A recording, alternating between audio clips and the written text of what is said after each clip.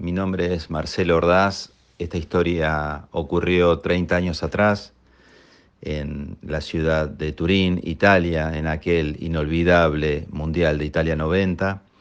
Recuerdo que llegamos con mi padre desde Nápoles a la ciudad de Turín, donde esa tarde nos enfrentábamos ante los brasileños, y los brasileños que habían copado, habían tomado la ciudad. A medida que veían nuestros colores albicelestes, nos miraban y nos decían: tranquilo que hoy se vuelven a casa, tranquilo que hoy se comen 4 o 5 goles.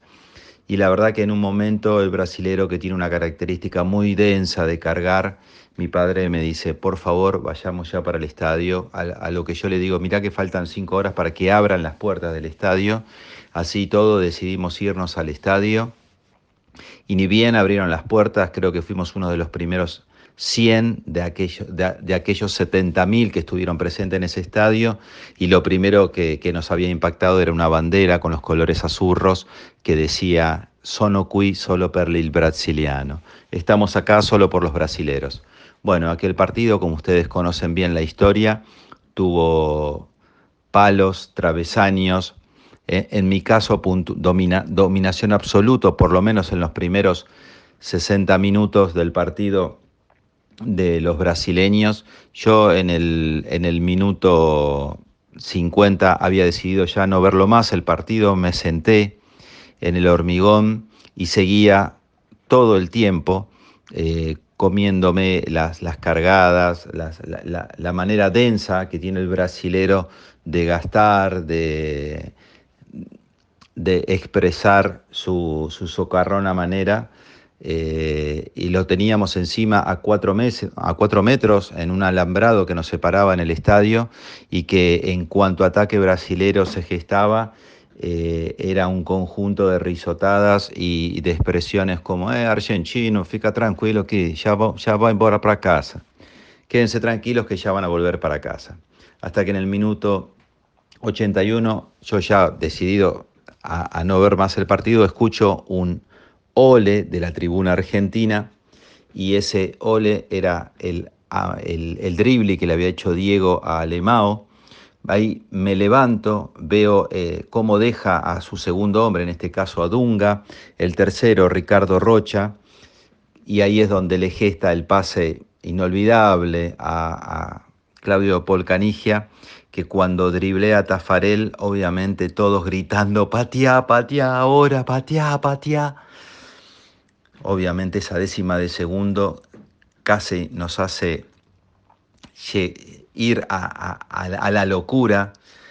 Pareció horas, no décimas de segundo. El corazón pedía a gritos salir de nuestro pecho, y vemos que con la derecha engancha, con la zurda define la pelota que mueve la red. Mi padre, que me quiere abrazar y que yo lo empujo, y automáticamente me voy a ese alambrado que me vio padecer durante 81 minutos, me trepo en él y empiezo a insultar a cada uno de los brasileños, acordándome de cada uno de sus familiares, de Jorginho, Marquinho, Toquinho, Dieguinho, etcétera, etcétera, hasta que en un momento, entre el calor, entre la euforia, el descargo, la algarabía, una suerte de frío-calor se trepa a mi cervical, me desmayo y aparezco en la sala de primeros auxilios del estadio de Lealpi.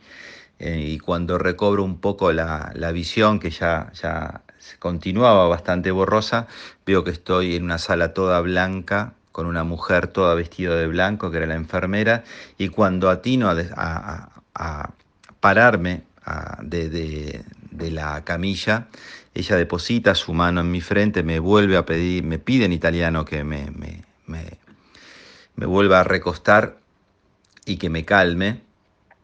Y miro el reloj y veo que habían pasado 9 minutos de los 90 reglamentarios, y la miro y de manera de imploro le digo: por favor, signorina, decime que ganó Argentina. Y ella me mira, me sujeta el brazo y me dice: sí, ragazza, la Argentina ha vinto. A partir de ahí mis lágrimas se caían como si yo fuera un niño. Tenía una alegría indescriptible, pocas veces posiblemente describirla exacta con el lenguaje de las palabras. Por esas cosas de la vida, termino en la antesala del vestuario argentino hasta que le comentan al presidente que yo me había desmayado. Él me hizo un acompañamiento y me lleva, me mete en ese vestuario que, como siempre digo, si tendría que elegir en toda mi vida una descripción narrativa ideal de la felicidad, era ese momento. Un vestuario albiceleste saltando al compás de la felicidad, el cuerpo técnico, jugadores, dirigentes, periodistas. Era el cuadro de la felicidad. En un momento me abrazo en cuanto jugador argentino pasaba, agradeciéndole, hasta que me agarra el presidente y me lleva a conocer a Claudio Pol. Se funde en un abrazo él, le comenta, dice, este chico, Marcelo, cuando vos hiciste el gol se desmayó y lo traje al vestuario porque de alguna manera necesito que tomen conciencia, porque él representa a los argentinos que hoy salieron a las calles de Buenos Aires y de cada rincón de la patria a festejar este triunfo, porque hoy hay una fiesta nacional en la Argentina. Me pregunta Claudio Pol qué había pasado, le comento rápidamente, me ofrece un poco de su gaseosa y yo lo único que atino es a pedirle un abrazo, y cuando lo abrazo le agradezco profundamente y le digo: Claudio, en este abrazo te traigo el abrazo de 32 millones de argentinos que hoy nos convertiste en los hombres más felices de todo el universo. Alguna fibra íntima habré tocado en Claudio Pol, que él, después de atender a un periodista, pone su mano dentro de su botinero, saca esa armadura, esa camiseta albiceleste eterna, en este caso transpirada, después de haber convertido el gol más importante de su vida y el gol probablemente de los más importantes o de los más gritados de todos los argentinos. Me la entrega, me la deposita en su mano y me dice: tomá, te la ganaste. Obviamente que yo me quebré, fui y lo abracé. Después la historia ya la conocemos. Canigia en las semifinales nos vuelve a volar, vuelve a volar ese pájaro interminable y nos deposita en la final, conjuntamente con Diego y Sergio Goycochea, ante Italia, ante esa Italia que estaba todo preparado y predestinado para que sean campeones de ese mundial. Le hemos dado el segundo maracanazo a la historia de los mundiales aquel día, y la final donde ese ser miserable llamado Codesal, árbitro del partido, nos despojó.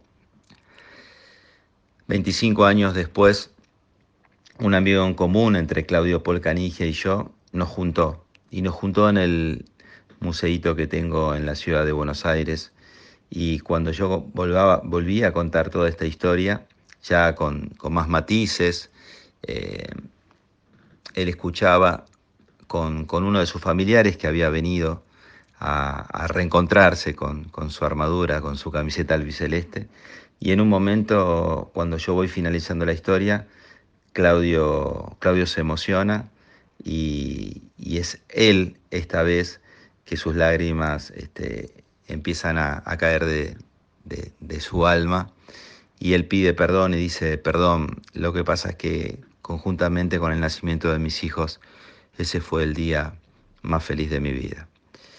Para mí, que me dedico a coleccionar el testimonio tangible de la historia de la mayor pasión humana, que es el fútbol, indirecta o directamente, también colecciono episodios, capítulos, y este seguramente fue de los más hermosos, sin lugar a duda, de mi vida.